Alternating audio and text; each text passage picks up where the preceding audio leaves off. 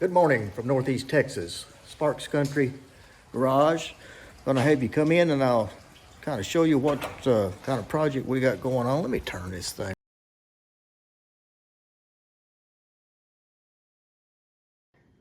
I just wanted to show some of the materials that we use when we're doing this body work. And I'm not trying to advertise for any of these brands. It's just what I was able to purchase, and some of this in our local area. But the first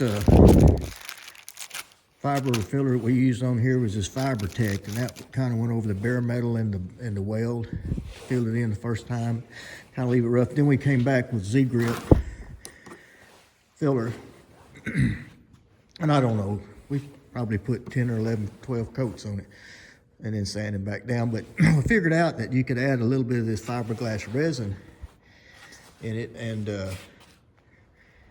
it makes it a lot easier to spread. So here's all the tools, and I'm just going to show you what all it takes for us now we're just old country boys doing this ourselves. But anyway, this is the urethane sealer, two-part, and I put on there, and that's just what I had left over. And these are little binks. I think it's a 115, model 115 gun. But here are just some of the consumables, I guess you could say, that you use. And I ordered a kit that had different fiberglass starting or sanding pads from P40 up to, I think, 800 or 600 and all. But and I'm not advertising these blocks, but this is just what I could get to use. But you can see we have different shapes of all kinds, but it takes all of that kind of to do it. Now we do use some equipment.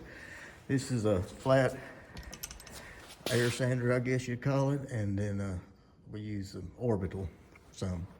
But just to show you, that's what it takes to get one kind of in shape to do some painting on. Have a great one. Put you on film. You're putting some of the last few coats on here, are you? Yep. How you become such an...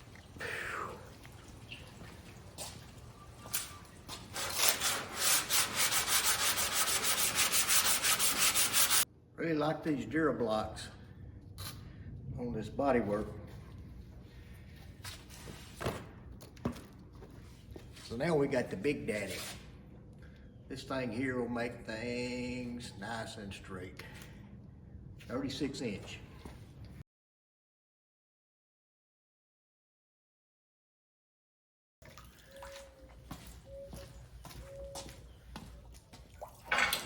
Make a video here of,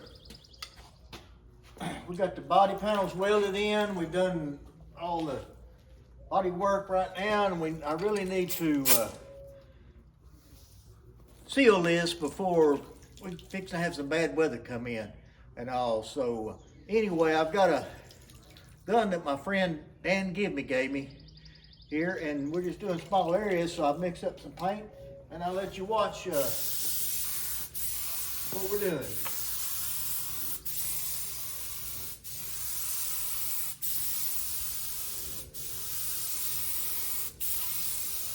People. Anyway, we've got the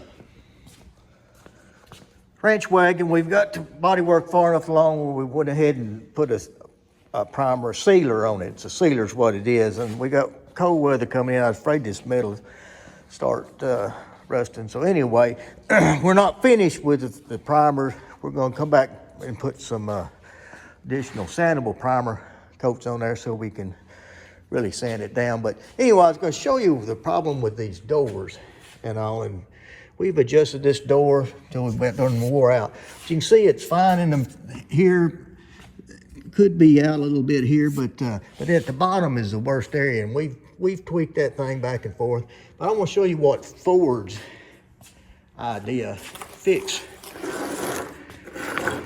for this is, and here's the book.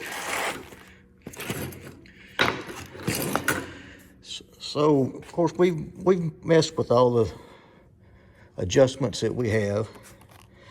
And on they show you're supposed to be able, lost you there, but supposed to be able to test your weather stripping seal by pulling paper through. But here's an incorrect door contour, and you see it's bent out. So they have this tool, typical door bending tool. Look at this contraption. And they say in our case that you need to take a torch and heat it in this area after you put some asbestos mudding around that.